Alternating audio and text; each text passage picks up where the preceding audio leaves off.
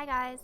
So today's look is inspired by Dustin Bailard, who is an amazing artist I first came across on Instagram and then quickly stalked everywhere else. He does these paintings of these really interesting looking characters with stylized and exaggerated features, and they always have such unique appearances and makeup looks, and I thought that was quite interesting. So I did a bit of research and it turns out he used to be a makeup artist, which when you look at his work you will totally be able to see that, and I think it's fascinating. I became a fan straight away.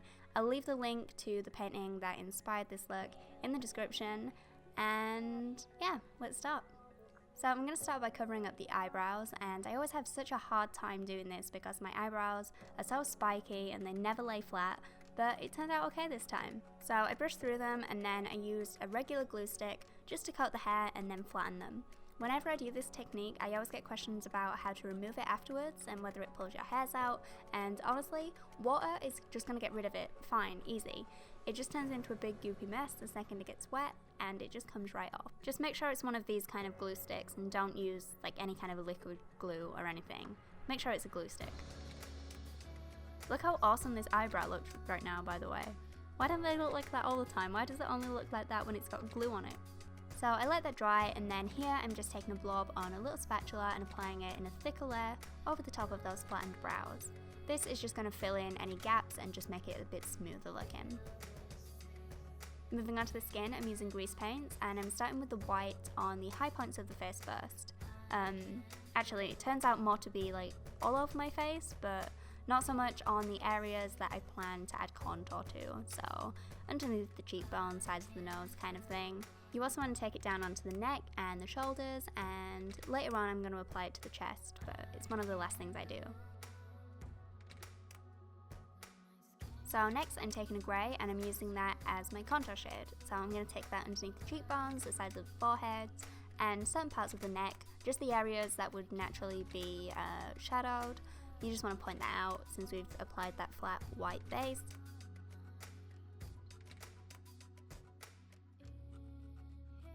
Next I applied an even darker grey underneath my cheekbones because I love to define my cheekbones and it wasn't enough, so I needed something a little bit darker.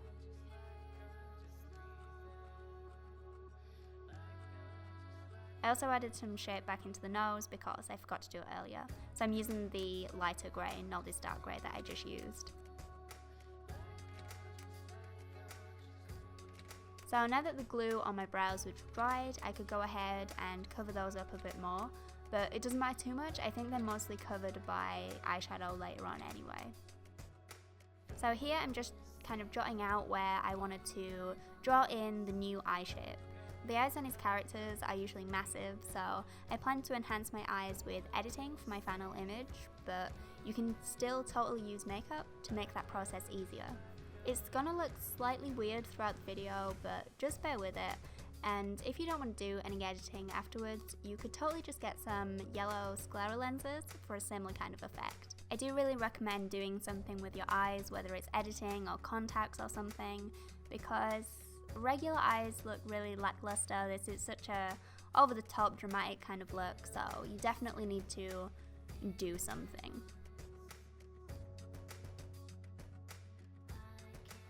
Okay, so I made a rough new eye socket shape, way above my crease, and now I'm adding some silver onto my own lid and the new fake lid space that I created, just in the center.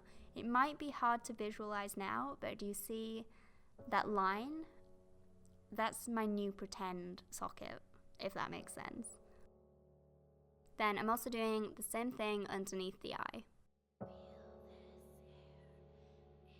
So now I had a better idea of what I was doing and the kind of shape I wanted to go for, so I started to add some bolder lines.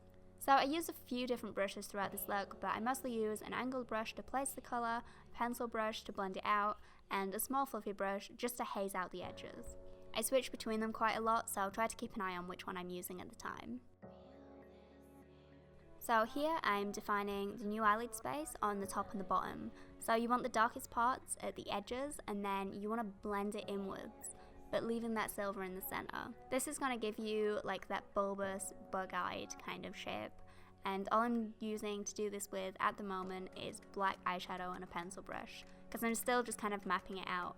I'm going to go much darker with the colour intensity later on.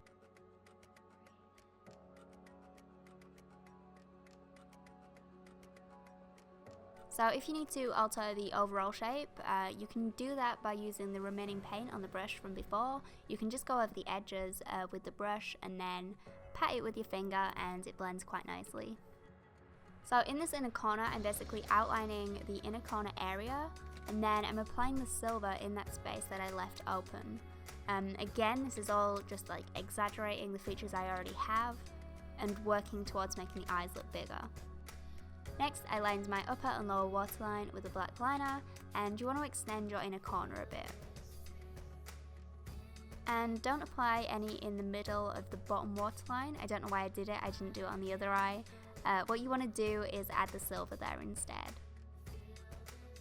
So by now I was pretty happy with the kind of shape I had going on, so I'm just going to start adding some more depth with some darker products. So here I'm adding some black eyeliner at the edges and I'm pulling it all towards the center, of course keeping the lighter colour in the middle, so we have that nice gradient from really dark to really light and giving us that spherical shape. On the top here I'm going to add some depth in the new socket/crease area that I created. I first used a black eyeshadow, and then when I was happy and feeling brave, I went in with a gel liner for ultimate depth and colour intensity. And don't be afraid of leaving brush lines either. Since this is a recreation of a painting, that is just going to add to the look.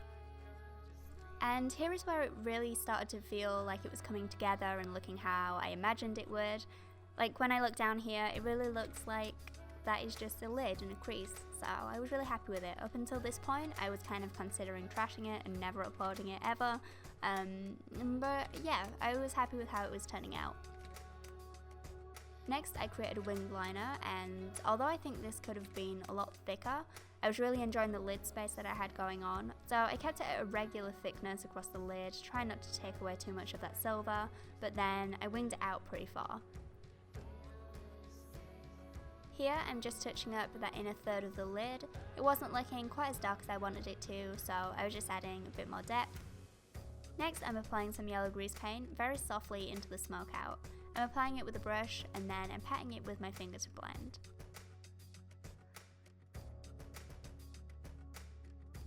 I'm also going to use that to map out where I'm going to draw on my eyebrows as well, my new eyebrows.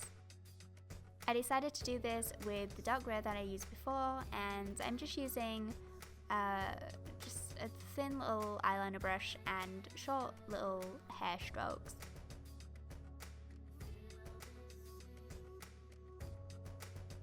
Next I added the crescent moon on the forehead between the brows, and as you can see the black grease paint wasn't turning out too well, so instead I used a gel liner which worked out a lot better, and I was so scared of doing this I really didn't want to mess it up, and it actually went right first time, which nothing ever goes right the first time. For the lashes I used pieces of cardboard cut to the length and the shape that I wanted them to be, and then I adhered them with a regular eyelash glue, and it worked out pretty well. So before you apply these, make sure you round out the corners so that you don't stab yourself in the eyeballs. And just be careful near the eyes. As always, whenever you're doing anything near your eyes, whether it be with cardboard, fake lashes, putting tweezers near your eyeballs, just be careful. So when you apply these underneath the eye, you want to apply these further down than your natural lash line, to again just help with the illusion of bigger eyes. Next I applied some mascara, which I probably should have done first before applying these because it felt super weird with these lashes on, and then I'm finishing off the eyes by applying these spiky guys. I hate these eyelashes. I've worn them a bunch of times and I always forget how much I hate them. You can never see them, they stick straight out instead of up, and I don't like them. Moving on to the lips, I first went in with this weird grey lipstick that I found. I think it was from a Halloween makeup kit that I had. You can totally use the grease paint, doesn't matter. So I first applied the flat colour and then I overlined my lips with the dark grey that I used before. I probably could have and should have gone a lot bigger than this looking back, but it's fine, it looks cool anyway. Next I added some black lines in the centre of the lips just to give shape and depth and also simulate natural lines that lips have. You also want to take this colour into the corners of the lips as well. Then I finish off the lips with a couple of white highlight points. Now moving on to the butterflies, which is of course a very important part of the look, I wanted to show you how I made them because, oh man, they took so freaking long and I feel like they need their time to shine. So here's what I used. So I started with a template, I drew out a butterfly and then cut out a template. Don't make this out of paper like I did, it's way too flimsy and it rips and it's annoying. But you want to use this guy to map out the wings you're going to cut out. So I cut out the wing with regular scissors and then I use a craft knife to cut out the little gaps. Then you want to do the whole thing again. Use this guy as your stencil this time because it won't match up to the original stencil anymore. Craft knives tend to have a mind of their own and it's near impossible to actually follow the lines you've drawn, so just kind of make new templates as you go. So when you've got two wings like this, you can go ahead and measure out the tights material to make sure it will fit the wing, and then you want to make a sandwich with the wings and then put the tights in the middle. I used a Pritt stick to attach the two together and it does the job, but it wasn't very neat. You'll be able to see in a minute, it looks super obvious on the black paper, but you can just chip it off or whatever when it's dry, colour it in with a Sharpie. But a better option would be to use like a liquid glue and then just use a brush so it's not as messy, don't go right up to the edges.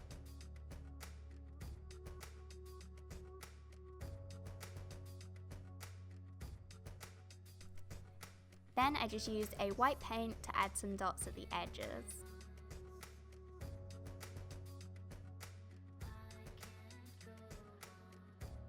So that's it for the wings.